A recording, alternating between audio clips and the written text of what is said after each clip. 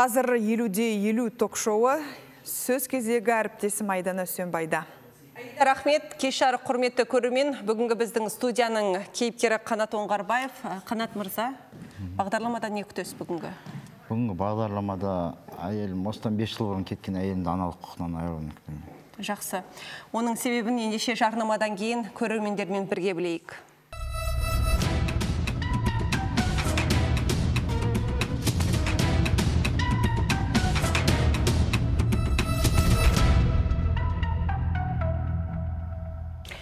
Тікелей эфирдегі жұмысын 50-50 жалғастырады. Тізгінде Айдана Сөнбай. Сонымен 11 жыл отасқан қосағын аналық құқығынан айырып, ол қызына алимент өндіруді мақсат еткен Қанат Оңғарбаев бүгін біздің студиямызда.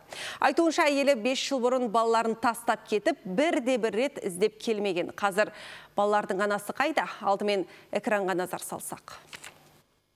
Бүгін көретіндеріңіз. Алматы облысы Кербұлақ ауданының тұрғыны Қанат Оңғарбаев 11 жыл отасқан жарының неліктен балалардан жерініп босағасына безінген түсінбей дал. 2019 март айында бұл кісі марттың 24 күні мен нақты білетін үйден кетіп қалды. Сондай әдет болды, бір рет, екі рет. Ұрмай соқпай. Не айғай жоқ, не шу жоқ. Тастап кетті. Болды. Басқа ештеңе болды. Анасы тастап кеткен ол қызбен өткен 5 жыл Қанат үшін күйзеліске толып өтті. Баланы апардым мен. Может, баламен кішкене мауқым басып, бір ай қайтамай деп баланы апардым. Содан бір күні бір барсам, бала жылайды, артынан қалмайды. Ана өзінің бірінші жолдасынан неткен, бала ұрады деп айтады маған. Шешесі баланы әкеп тастады. Күйзеліске түсіп шығып кеттім, тұрып өтпей қойды. Бір сұмдық болдым. Балаларым аузынан үйіп төктім деп айтпай қойды.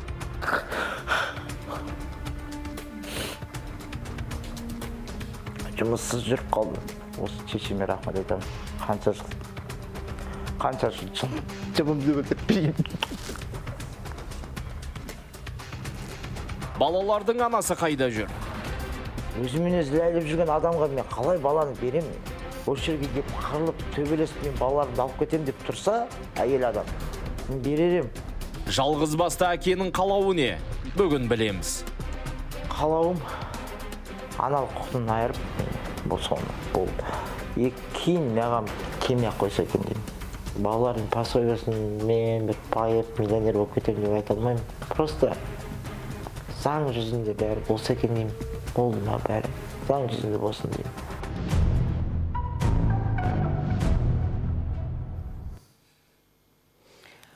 Қанат мырза, студиямызға қош келдіңіз. Неге жыладыңыз? Дәл осы ситуацияда жаныңызға не батып тұр? Жаным батқаны анам мен бауырларымның көмегі қатты тиді. Сол кезде мен басында кеткен кезде ойладым, жалғыз қалдым. Үш балаға ананың орнына ана қалай боламын? Аллаға сан шүкір етемін. Анам, бауырларым көмек берген кезде мен солардың жақсылығын қарап көңілім босап жылағым келді. Демек, жалғыз қиын, үш балаға қарау. Ер адамға қиын деп айта алмаймын, мен қатты қиын деп айта алмаймын. Өзіңізді аяйсыз ба, жоқ әлде анаңызды аяп отырсыз ба? Анамды аяп отырмын. Неге? Қиналып жүрдім дейді ме? Осындай жасқа келіп, ол кісі пенсияға шығып, қыдырып демалатын уақытында осындай мен балаларымды қалап отырғанына соған ішім қынжылады. Өз немерелер ғой енді. Өз немерелер болса да енді немеренің анасы бар ғой қарауға. Болады ғой. Сол үшін ішкене анамның қыдырдып, ішкене анам жүрсе екен деп ойлайтын бұрын. 64-ке келіп балалардың жанынан шығамай отырғанына ішкене ішім. Сол үшін жыладыңыз. Өкініш бар. Жақсы. Әйеліңізбен 11 жыл бір шаңырақта тұрдыңыздар. Неге кетіп қалды? Білмеймін, себепсізден себеп. Сол күні ұрысқан да жоқпыз, төбелескен жоқпыз. Қалай ол сонда себепсіз? Өзімен өзі кетіп қалды ма? Ертеңгісін тұрғанда жұмысқа кеттім деді, содан ары қарай үйге келмеді. Болды. Іздедіңіз ба? Іздедім. Жолда бірдеңке болып қалды ма деп қорықтым, алаңдадым. Сағат түнгі 10-ға артынан жұмысына бардым. Жұмысына барсам, ол кісі шығып кеткен жұмыстан баяғыда.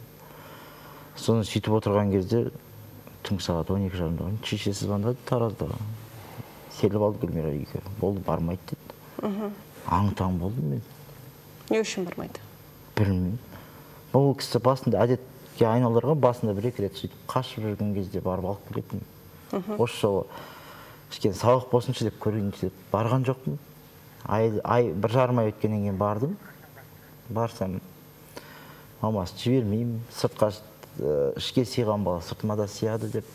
Мен айтамын, сіздің сыртыңызға сізде 3 бала бар ғой бізде. Алғаш рет қашан кетіп қалды? Не үшін кетіп қалды? Ұрдыңыз ба? Ұрмай соқпай кететін шығарды ғой. Ұрған емессіз әйеліңізді? 11 жыл бойы бір-ақ рет бір қол көтергенім бар. Ұрдыңыз демек болды? Жоқ, чапалақпен тарттым. Не үшін? Ол енді үйде осы кіші ұлымның 1 жастың туған күнін жасайын деп жолдастарым шақыра қояйын дегем. Сонда бір тамақ жасап жіберсем, соған ерегесіп тамақ жасамады. Енді неге кісі келе жатыр ғой деп нетсем, агрессивно көрсетеді. Соны алдымда шапалақпен 1-2 рет тартып жүрдім. Сосын кетіп қалды ол кісі? Кетіп қалып, бірақ қайтып келді 2 күннен кейін өзі. Өзінің кінәсін мойындаған кезде қайтып келді. Ол кезде енді. Дұрыс болмапты деп. Енді одан кейін басқа нелерде себеп ұрып та, бүйтіп қол көтеріп те көрмеппін. Бүгін сіз енді әйеліңізді аналық құқықтан айыру керек дейсіз, бірақ қазір мен сізден сұрап отырсам, кезінде әйеліңізді ұрыпсыз. Бәле өзіңізден емес пе? Бәле өзімнен емес. Неге сенімді айтасыз олай? Сенімді айта аламын мен. Өйткені мен сондай жаман әке болсам, 3 балам мен қасымда қалмас еді. 3 балам қазір мен жан-жағымнан жалғыздықтан күтіп жүр. Мен өзіме сенімдім. Ол кезде ол енді семья болғаннан кейін анда-санда тысаяқ шыңғырлап тұру тиіс деп ойлаймын. Енді күнде тоқпақтап, күнде ұрып, ондай жоқ менде. Тек қана Гүлмира, Гүмішка дегеннен басқа мен осы 10 жыл бойы басқа сөз айтпадым. Жақсы, 5 жыл бұрын кетті. Кіші балаңыз неше деді ол кісі кеткен кезде? 3 жаста болған. 3 жаста? Содан бері 5 жылдың ішіне бірде-бір келмеді ме? Келгенде келген жоқ. Мен барып отырдым, өзім 1 жылдың көлемінде барып отырдым. Жүрсе балаларға обал, баланы анам күтеді ғой, балаға ана керек деп бардым, келмеді. Содан бір арада 1,5 жыл өткеннен кейін Ақбер жеңгелерімді алып барып алып келгем. Алып келдім үйге. Тараздан шығып бері келгенше, кеш батады ғой, Алматыға келгенше. Келді, ертеңгісін қайтадан тұрып кетіп қалған ғой. Бірақ түнеп шықты да, ертеңінде таң сағат 5-тен тұрып, төсектен тұрып шығып кеткен. Содан кейін мен келген жоқ. Балаларына не дейсіз? Сұрайды ма, аналарымыз қайда, анам қайда, неге келмейді? келмейді? Енді қыздарыма қазір ақыл тілді деп ойлаймын. Басында кеткен кезде қызым сұрайтын, папа, апа, мамам қайда деп. Сол кезде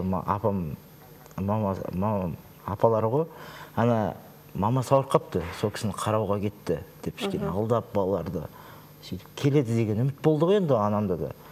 Анасын қарауға кетті, кішкене сол кісі ауырады. Білесіңдер ғой, нағашы апаларың ауырады. Сол кісіні қарауға кетті деп, сөйтіп кішкене ұстап отырдық. Жалпы пікірі қандай балаларыңыздың анасы туралы? Жақсы пікір деме, жоқ, әлде жаман пікір деме? Не ойлайды? Мен балаларыма анасын жаман, анаң жаман, сендер тастап кетті деп айтқан жоқпын. Осы күнге дейін. Анаң мен кетті дедім, болды. Қыздарым енді анасын қазір неткісі келмейді. Қай сұрағына жауап беруге қиналасыз балаларыңызды? Балаларымның қай сұрағына дейсіз ба?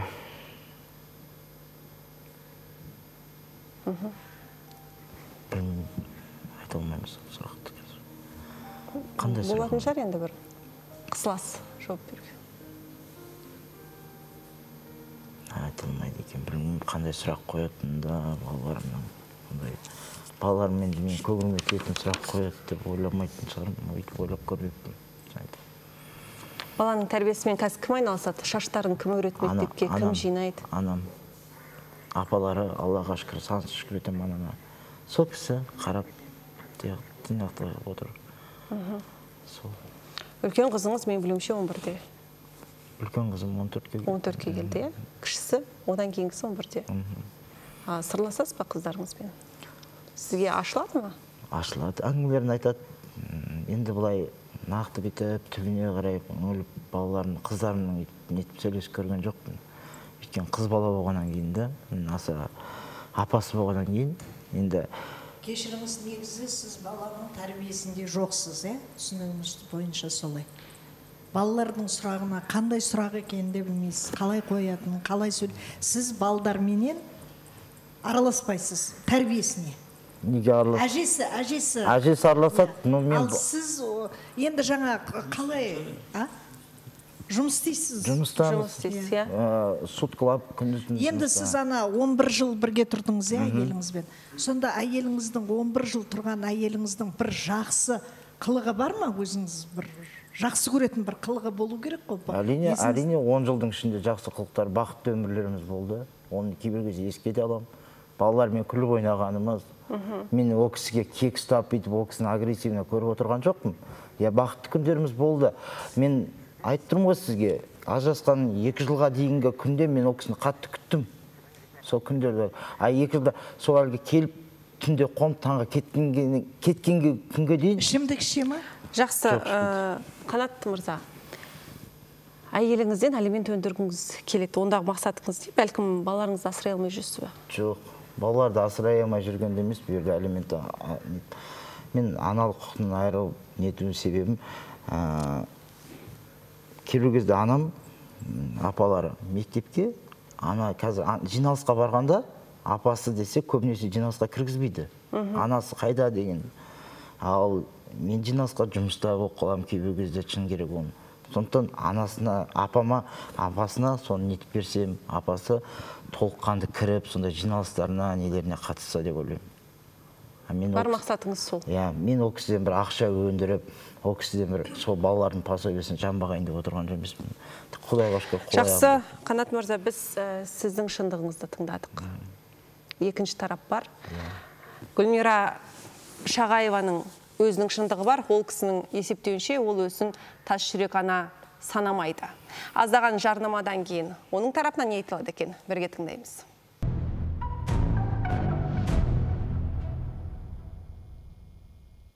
Елу-делу тікелей эфирдегі жұмысын жалғастырады. Құрметті көрермен, бізде WhatsApp желісі жұмыс істейтінін білесіздер. Бүгінгі біздің тақырыпқа алып қосарыңыз болса, мархабат, біз сіздерден кері байланыс күтеміз. Безбүйрек ана Алматы облысы Кербұлақ ауданының тұрғыны Қанат Оңғарбаев 5 жылдан бері балаларын іздемеген бұрынғы жұбайы Гүлмира Шағаеваны аналық құқығынан айырып, ол қызына алимент өндірмек. Айтуынша, 11 жыл отасқан бұрынғы әйелі еш ескертусіз үйден кетіп қалған. Гүлзат ханым, Қанат мырзаны тыңдадық. Оның айтуынша әйелін ұрмаған, соқпаған, ендеше қандай себеп болуы мүмкін? Қалай ойлайсыз? Енді қазір мынау анамыздың балаларды тастап кетуін еш нәрсе ақтап ала алмайды. Бірақ дегенмен де ананың өз пікірін естімегендіктен, қазір Қанат мырза өзі айтып отыр ғой, ауылына кетіп қалды және оны анасы да жібермей қойды дейді. Яғни нағашы әжесі. Яки бұл жерде бір Қанат мырзаның айтылмай отқан өзінің құпиялылығы бар деп ойлаймын. Одан кейін мен ұрмадым, соқпадым дейді да, бір шапалақ бердім дейді. Негізі бір шапалаққа, екі шапалаққа бола әйел адам балалардың тастап кетпейді. Қандай да болмасын, ананың орнын ешкім баса алмайды. Оны барлығымыз білеміз. Бірақ мына жерде жағы іше ма, жоқ ішпейді. Мүмкін Қанат мырза ол кісінің бұрынғы өмірін үнемі бетіне салық қылып отыруы мүмкін. Негізі беті жылтырағымен ар жағында тирандық қасиеті бар. Біздің өкінішке орай сондай бір ер азаматтарымыз көбейіп кетті. Өткен оқиғаларын, әке шешесін мүкістігін деген сияқты сондай бір бетке басып миды шұқып моральдық тұрғыда, рухани тұрғыда азғындап жаңағы әйелді датауы жетер жеріне жеткізетін ер азаматтарымыз да бар. Мүмкін Қанат мырза да сондай ер азаматтардың қатарында мекен деген менің бір ойым бар. Рұқсат болса айданамызда. Қанат мырза, осы жерде мен анықтай кетейінші, менің білуімше бұл Гүлмира ханымның бірінші некесі емес қой, сізге дейін? Мейғам дейін бір некеде болған, күйеуге шығып, содан ажырасып келіп үйінде босанған екен білемін, үйленбей тұрып білемін мен бала бар екенін. Бала, Сіз бетіне бастыңыз ба баланы? Мен бұл жерде баланың түк күнәсі жоқ, періште ғой ол деп, мен анамда бәрі қабылдағанбыз. Ол баланы мен жаңа үйленгенде бір айдан кейін үйіне барған кезде маған ағасы да, шешесі де, әкесі де айтты, бұл балаға сен көз қалмай-ақ қой, бұл бала біздің өзіміздің ініміздей, өзіміздің баламыздай болып кеткен деді. Бала сіздермен тұрды ма? Тұрған жоқ. Содан кейін, бір жылдан кейін анасы Гүлмираның шешесі звондап, жаңағы баланы мен атыма жазып бер деді. Мен 5 баламен пенсияға шығуым керек деді. Сонымен ол баланы Гүлмираның анасының атына жаздыңыздар сіздер? Жазып бердік, иә. Мен оны ешқандай сен жаз деп ешқандай ондай үгіттеген жоқсыз. Үгіттеген жоқ. Сіздің бірінші некеңіз ба? Мен өзім бірінші некем. Сонымен? Рұқсат болса Айдана ханым, бұл жерде енді еркек пен әйел ажырасқан кезде әйел жақтан, әйел қауымнан постоянно осы еркектерді кінәлай береді да. Мысалы, жаңа айтып отыр ғой, 3 бала бірдей өзіне тастап кеткен. Ол қанша жерден ұрыс керіс болсын, еркектен минус болсын, ол ешқандай дені дұрыс қатын, ол әйел еркек тастаса да баланы тастап кетпейді ешқашан. Ол көкек ана. Бұл қазір бізде қоғамымызда көбейіп кетті осындай нәрселер. Біз постоянно алимент мәселесі, ажырасу мәселесі болса, постоянно еркек адамды кінәлай береміз. Біз енді заңгер болғандықтан біздің практикамызда көп кездеседі, бірақ дегенмен де ер азаматтар намыстанады да, алиментке беріп, жаңағыдай соттасып жатқысы келмейді. Сондықтан бір екінші шетте қалып қойып жатады да. Бұл жерде мен айта кететін, бұл әйел адамдар мысалы жаңағыдай санасыз өз қара басымен, қара көттерін ойлайтын қатындар қоғамда көбейіп кеткен. Ондайларды аластату керек. Түсінікті, рахмет пікіріңізге. Кербез ханым, Қанат мырза айтып жатыр, иә, балалармен ашық сөйлеспеймін деп. Бұл жерде яки ананың рөлін қалай да болса да атқара алмай отыр ғой. Балалармен жақындықты көріп тұрсыз ба жалпы? Әкесінің балалармен жақындығы жоқ, жаңағы қай сұрағы жүрегіңізді ауыртады деген кезде жауап бере алмағаннан көруге болады. Бірақ бұл жерде ананың рөлін басатын адамды тапқаның жөн. Апалары қарағаны бір жағынан жақсы, бірақ жас балаларға жас буын керек болады да, сондықтан сіз бұл тарапта балаға көмектесу үшін мектептегі класс жетекшілерімен, ұстаздармен, мектептік психологтармен сөйлесіп, кішкене міне менің қызым шешесіз өсіп жатыр, көз қырын сала қойыңыз деп айтып қойғаныңыз дұрыс болады. Бұл жерде мен кім кінәлі, кім кінәсіз деген талқылағанды өз басым орынсыз деп санаймын. Сондықтан жаңағы қалай балаларға көмек беруге болады деген тараптан кеңес беріп отырмын. Қанат мырза, сіздің балаларыңыздың жан дүниесін түсінетін, солармен тілдесетін ойыңызда қандай да бір әйел жоқ па қазір? Қазіргі таңда енді былай үйленіп неткен жоқпыз, бірақ араласып жаңағы балаларыма, қыздарыма, астынан 2 қызыма көмек беріп, былай телефонмен болса да, енді бір шаңырақтың астында тұрмай, былай араласып жүрген адам кісі бар. Сол кісі түрткі емес па? Қазір аналық құқықтан айыру ба? Ол кісінің кейін кедергі келтіреді деп жатқан шығарсыз бәлкім Гүлмира ханым. Жоқ, ол кісі маған наоборот ұлды беріп, ол да ана ғой деп, ол маған неткен кеңес берді. Кеңес берді. Балалардың анасы ұлды бер, хотя бы ана ғой ол да деп, ол кісі маған қатты кеңес берді. Анасы сұрап отыр ма баланы? Жоқ, баланы анасын сұрап отырған жоқ. Жаңағы әлгі сіздің көмектесіп жүрген жаныңыздағы серік бар ма деген кісі менде. Жаңағы екінші қазір үйленгенде жоқпыз, бірақ сөйлесіп, нетіп жүрген адам бар. Сол кісі маған айтады, менде анамын ғой Қанат дейді. Сен анасына ескендірді беріп көрсеңізші дейді. Кішкене ол да мауқын бассын. Сұрамаса беріп қажет емес, баланың психикасына зиян болады. Сізге айтқанға сұрамаса баланы берудің қажет. Менде бір сұрақ бар. Қазір біздің түсірілім тобы Гүлмира ханымды іздеді. Енді Қанат мырза айтып жатыр ғой, мен таппадым ол кісіні, телефон нөміріне хабарлассам өшірлі деп. Жамбыл облысы Меркі ауданына барды. Біздің түсірілім тобы Гүлмираның ата-анасымен тілдесті. Өкінішке қарай 3 баланың анасын таппады десе де, оның ата-анасы не деді екен, соны тыңдайық. Біреуі шыққасында алып жүреді ғой, қазір ана, мене сөткенде маған қызмет еткенде бітті. Балам 4 баласы бар, қатынның артынан кетті. 3 баласын тастап, маған ана келімді әкеп берді, жалынды ғой, енесі маған. Мен оған қызым аз бар деп айтып едім, бама бармайын мен ойқа, жоламайын. Сонда мен оларға малай керек деді ғой. 3 бала ұрғанын кейін қашып келді ғой. Қалай апарып, қалай қостым ғой, мен әкесінің көзі тұр ғой.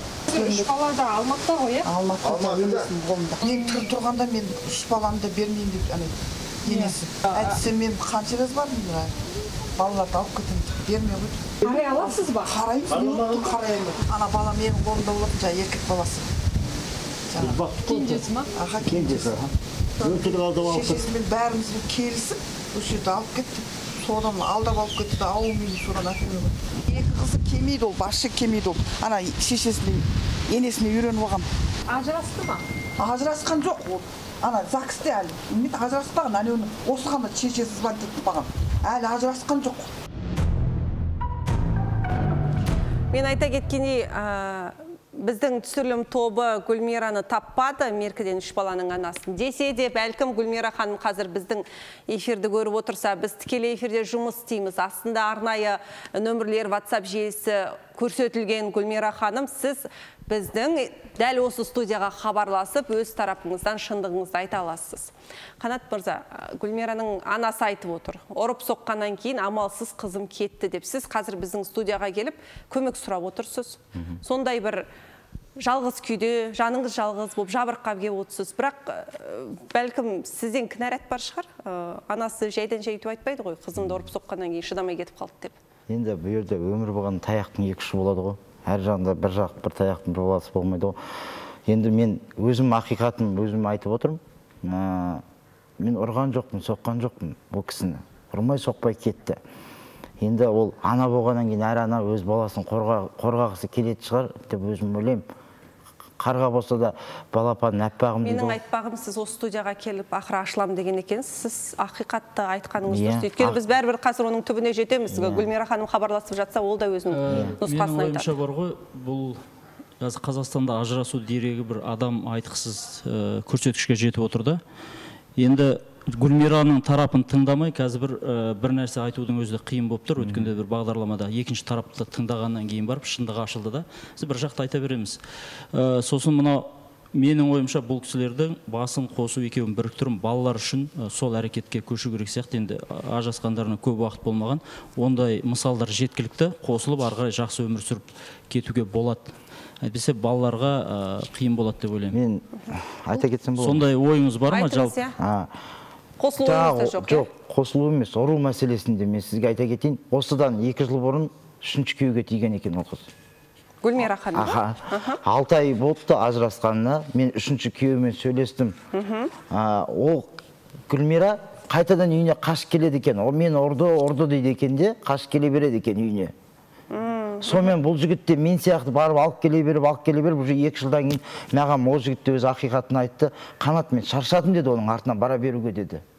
Мен оған қол тиген жоқпын, соққан жоқпын, ұрған жоқпын. Кетіп қалатын әдеті бар. Әйтеуір барады шешесіне, әкесіне мен жамандайды деді. Ол жігіттен де ұрды соқты деп қашқан келіншек болып отыр ғой бұл. Бала бар ма? Одан бала жоқ. Тарапынан қателіктер жоқ болып, жаңағы күйеу тиран болып жатса, менің ойымша бұл кісі осы жерде отырып, жылап сықтап, балаларымды қайтып беріңдер деп студияның көмегіне қоса жүгінеді. Гүлмира ханым осыда келер еді дейсіз. Санжар мырза? Жоқ, негізі. Сіздің мұнда келгендегі мақсатыңыз аналық құқынан айыру ма, әлде алимент өндіру ма? Осы нәрсені аналық құқынан айыру. Алименттің керегі жоқ, алименттің керегі емес маған. Мен ол кісіні, бірінші ол кісі, 3-ші күйеуі қазір іздеп жүр екен оны. Сол 3-ші күйеуінен қашып жүр дейді. Мен осы эфирға шықпас бұрын алдында бір апта бұрын бір ойлағам, олды беріп. Сіз 3-ші күйеуін қайдан білесіз? Қалай таптыңыз ол кісіні? 3-ші күйеуін таптым мен. Осы 4 күн болды 3-ші күйеуін тауып алдым. Потому что мен жаңағы неткенің осы тақырып болғаннан кейін осында жерге шыққан. Іздеуді мен де кірістім. Енді Қанат мырза, сіздің шынайы жаныңыз ашыса балаларға, енді сіз балалар деп айтып жатсыз ғой, бірақ балалармен қарым-қатынасыңыздың мүлде жоқ екенін біз қазір көріп отырмыз. Ол сіздің жаңағы сұрақ қою білмеу, интерестерін анықтамау деген сияқты. Бірақ сіз осы балаға жаныңыз ашығаннан анасын осылай неге қашып кете береді деген бір дәрігерлік тексеруден сондайдан өткіздіңіз ба? Енді қазір білмеймін ғой, сіз ше бір күшті керемет болып отырсыз да, ана кісі сондай бір жаман кісі болып отыр. Бірақ енді осы сұраққа жауап беріңізші, ұмтылдыңыз ба сол нәрсеге? Көмектесуге тырыстыңыз ба? Мен көмектесуге тырысқанда мен ондай бір психологиялық ауру деп мен ойламаймын. Мен кете берген. Просто мен жаңа балаға деп отырсыз ғой, мен балаға айтып берем, менің ұлым, мен достарым бар, көлеңке дейді, ұлымды. Көлеңкең дейді. Ұлым екеміз күндізін. Қызға мен қараймын. Аллаға шүкір, несінде қызым қалайсын, күресеміз, үйде қыздарыммен ойнаймын, алысамыз қыздарыммен деш. Бұл жерде үлкен гәп жатыр. Мына әйел деп біз ананың құқығын қорғап, қанша дегенмен ана ғой деп сол кісіні жақтап, солай ойлап отырмыз. Бірақ шынымен де ол кісі екі тараптан да біз кездесіп сөйлесуіміз керек. Біз білмейміз екінші тараптың не ойы бар екен. Бұл жерде үлкен гәп жатыр. Неге десеңіз, анасы да айтты ғой, менің қызым ол жаққа барып малай болмаймын деген сөздің өзі де үлкен ауыр сөз. Ол қалай малай болады? Ол балаларына қараған малай ма, баласын тәрбиелеген малай ма? Сондықтан бұл ер азаматқа да мен іштеңе деп бір әлем сөз айта алмаймын. Бірақ аналардың да, қыздардың да, әйелдердің де құлағына алтын сырға. Қалай шеттей бала шағаны тастап айдалады. Жақсы, осы сұрақты Гүлмира ханымның өзіне қоямыз. Қалай ғана 3 баланы тастап кетіп қалдыңыз? Аздаған жарнамадан кейін ол кісі бізбен қосылуға дайын. Оның тарапынан қандай шындық айтылады? Естейік.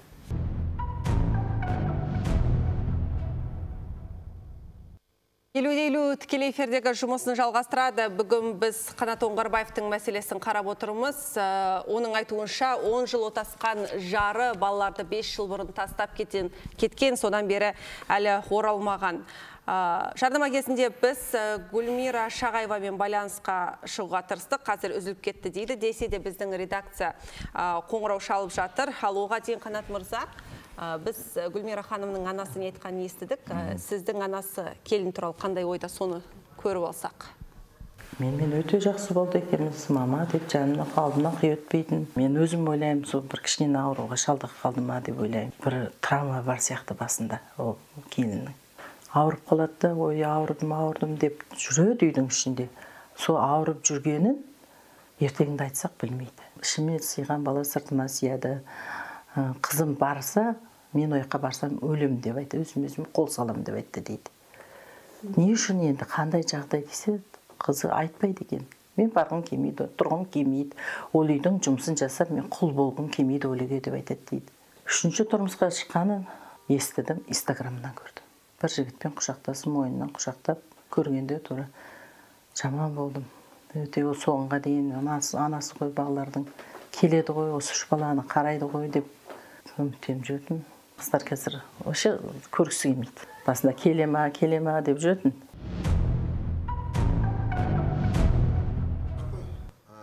Сіз білесіз, бала 5 жылдан бері сізде, ана келмейді, көрмейді. Қазір сізді алаңдатып тұрған не қайғымен, не уайым? Балалар сізде. Кел қасаш. Сіз сонда ол кісінің келгенін қаламайсыз ба? Қаламайым. Неге онда барып жүрсіз ол жаққа қайт деп? Басындағы 1 жылда бардым ғой, енді мен сіздің мұнда 3 балам болғаннан кейін. Санжар мырза, микрофон ауыстырыңыз. 3 балам болғаннан кейін мен 1,5 жыл 3 балаңыз әлде де бар ғой.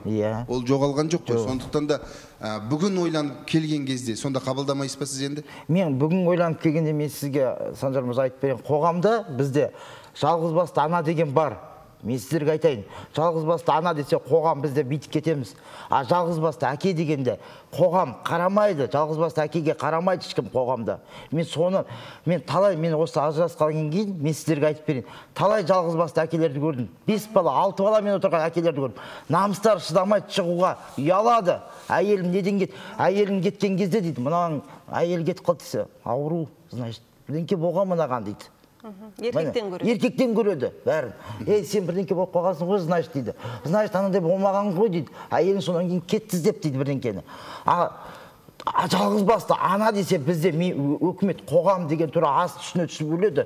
Ананың астына жалғыз басты әкенің біреу келіп қайғы-мұңын сұрады. Мен мұңданып отырған жоқ, менде жеткілікті, менде жетеді. Құдайға шүкір, Аллаға шүкір етем. Қол аяғым темірде ұрсам сындырам бәрін. Бірақ менен де төмен отбасылар бар, әкелер. 6 баламен отыр. Солардың атынан да келіп отырмын. Біріншісінен мен сіздерге айтып берейін оны. Мен жалғыз өз басымды қорғауға келген жоқпын да, мен сіздерге айтайын. Дұрыс болса дұрыс шығар. Енді мен мынандай нәрсені айтқым келіп тұр да. Сіз келдіңіз ғой, бұл идея, яғни эфирге келіп, осындай шағымды көтеру идеясы қашан қалыптасты сіздің миыңызда? Мен қалыптасқан осыдан 3 жыл бұрын даудамайсыздан бастағым келген. Өзім кішкене не болып жүрдім. Күйзеліске түсіп, айтқым келіп жүрген даудамайға. Одан күйзеліске бір күні мен өзім кішкене жинақтадым, қарадым. Жан-жағымда еркектерді көрдім, бала бағып отырған еркектерді көрдім. Неғып әйелім сен білмеймін кеткен, барсам Мұрат шешесі жібермей қойды дейді. Қанат мырза, менің ойымша... Құрметті сарапшылар, қазір мен сізге сөз берем, маған сіздің көршіңіз хабарласып жатыр дейді. Тікелей эфирге тыңдауға әзірмін. Сәлеметсіз бе? Тыңдап тұрмыз. Біз осы рупен батырда теледидардың дауысын бәсеңдетіңіз. Иә. Айта беріңіз. Сіздер балаға қарасында керемет жақсы қарады. Қараса, тәте қан ауырса да осы балаларды табанында қалдырған жоқ. Бір күн ненің бақта қақтасына жұмыс қосымша сабақтың бәрін алып барып, бір күн бұл санған жоқ. Осы бақтасында суға ашты. Енді бұл келіннің не деп кінә қойып жатқанын білмеймін, соны білейші деген сөз ондаған ғой. Рахмет. Балаға қарамайды деді, Анасы дейді, апасы қарайды. Әкесі. Жоқ, келінге жақсы қарады деді. Келіннің неге кетіп қалғанын түсінбей тұрмын дейді. Жаңағы менің ойымша, Қанат, сіз әйеліңіз келешекте келіп, баламды қайтып алам деген кезде сіз құқығыңыз аздау болып, ол алып қояды деген қорқынышпен келіп отырсыз ба? Менің ойымша солай. Ол жерде ешқандай құқық болмайды. Балалар онынан асып кеткеннен кейін, балалардың таңдауы қаралады. Әке шешенің сөзі тыңдалмайды. Сондықтан да заңның алдында екі жаққа кететін кезде балалар не кімді қалайды, мен әкеммен қалам десе, дальше не обсуждайды. Осы мәселеге қатысты бізде арнайы маман бар. Студиямызға Алматы қаласындағы жеке сот істері және келушілер өңірлік палатасы басшысының орынбасары Нұржан Сауранбекұлын шақырсақ. Нұржан мырза, келіңіз.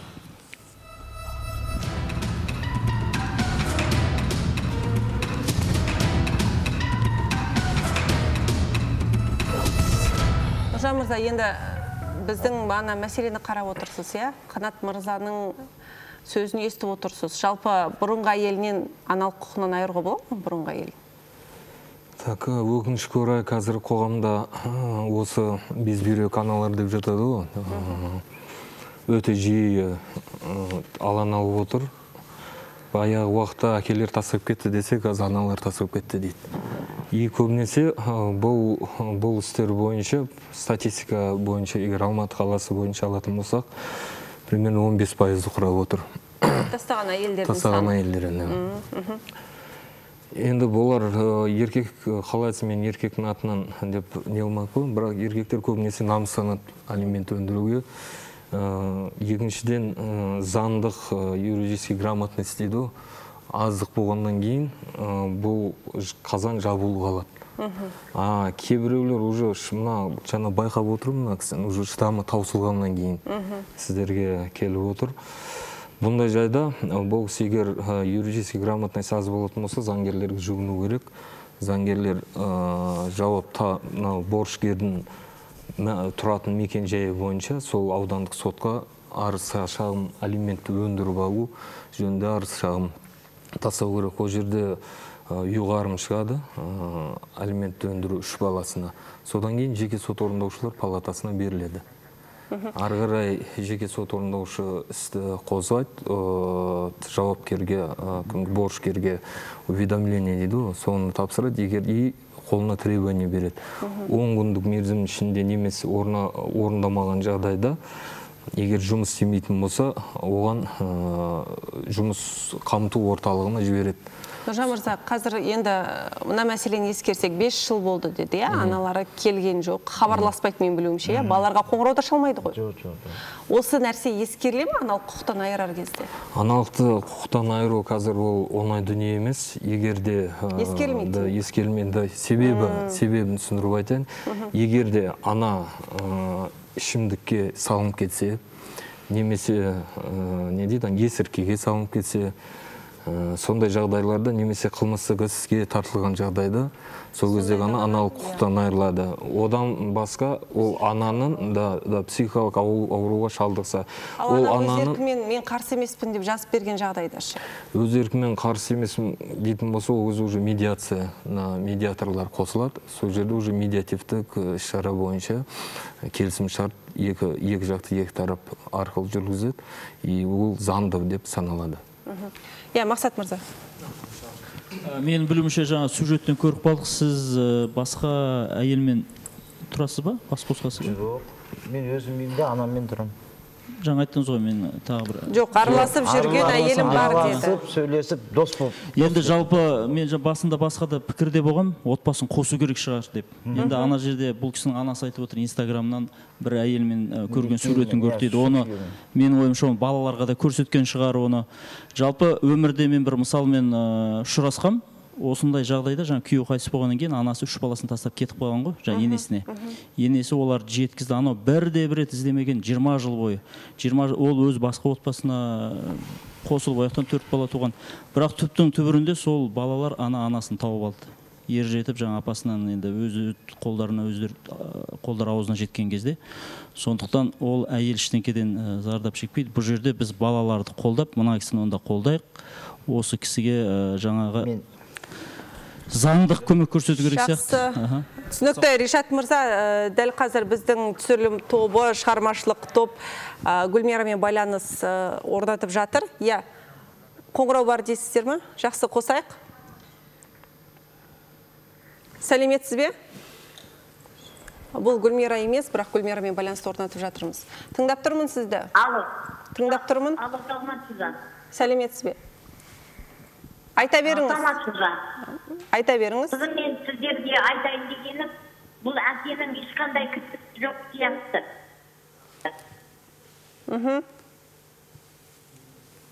Байланыс нашар болып жатыр. Иә. 5 жыл бойы балаларды бағып отырыпты. Жақсы, 5 жыл бойы анасы неге келмеді екен? Қазір біз аздаған жарнамадан кейін Гүлмираның өзінен сұраймыз, сол кісінің де айтары бар.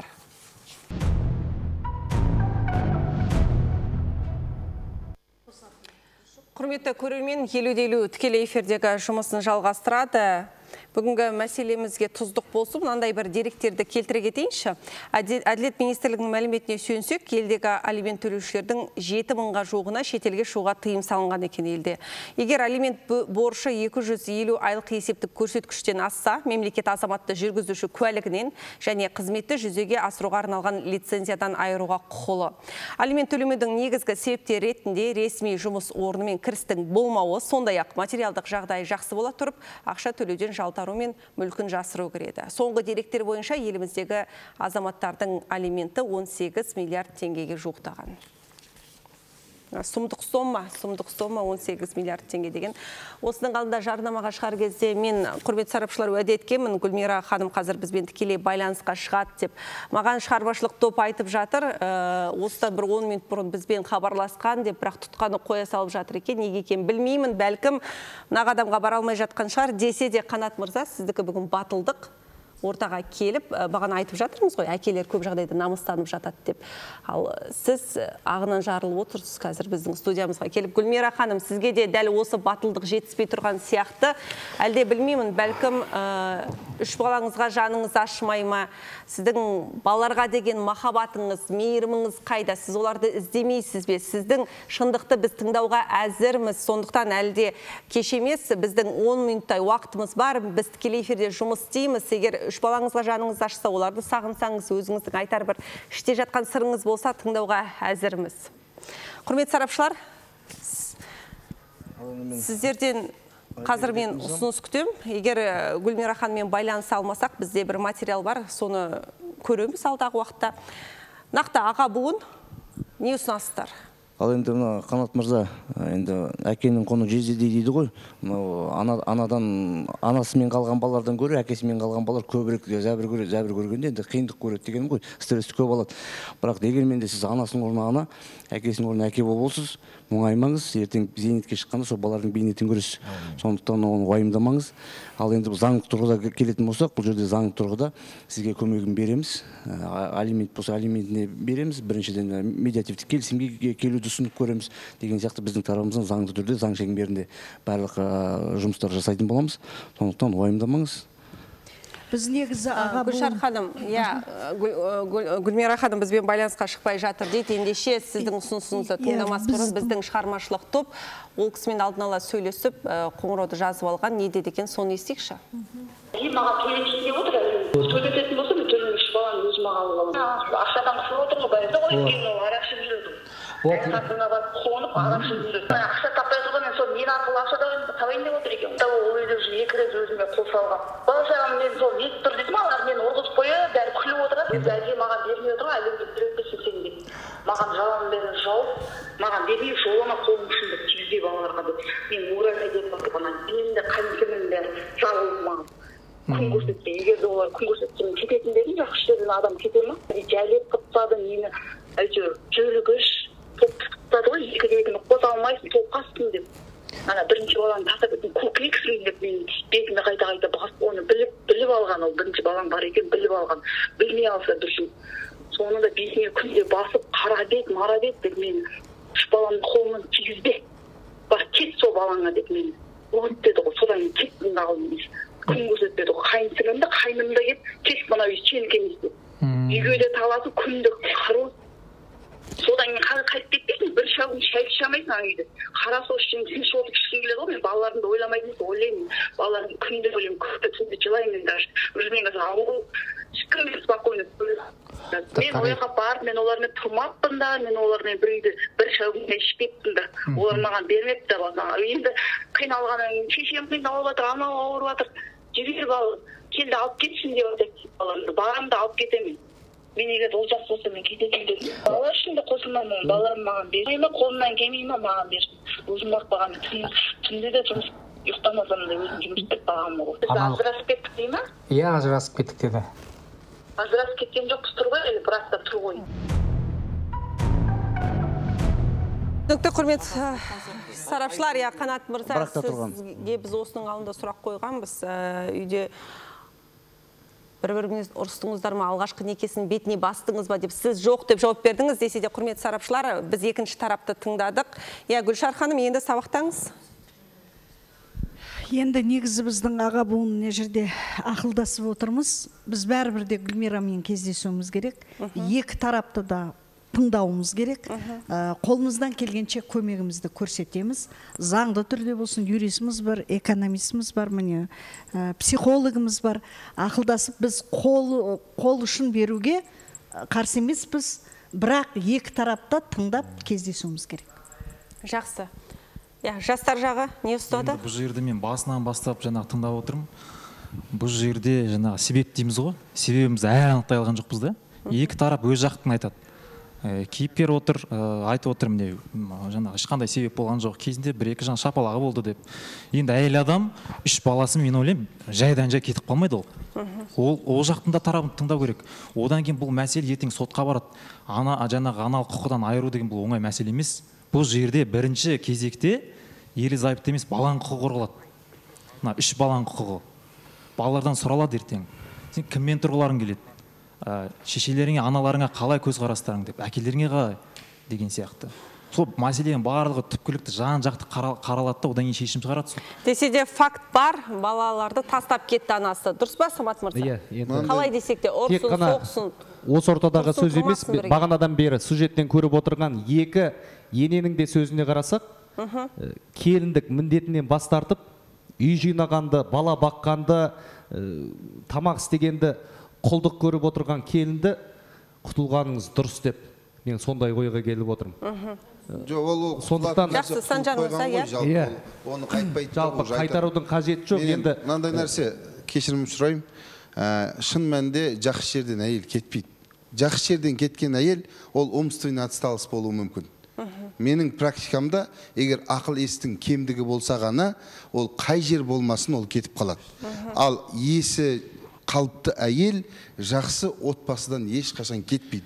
Бірақ жаңа ғана сөзден көрініп тұр ғой. Алсам ала салайын деп міндетсініп тұрды балаларын. Бұл ол әйел үйінен кеткен кездегі ситуацияда болған жоқсыз. Бәлкім спикерлер сабыр етейікші, бұл жерде талқылау маңыз емес, маңызды біздің ұсыныс шешімге келдік. Бұл жерде әйелге қара жағуға болмайды. Бір жақты да бар.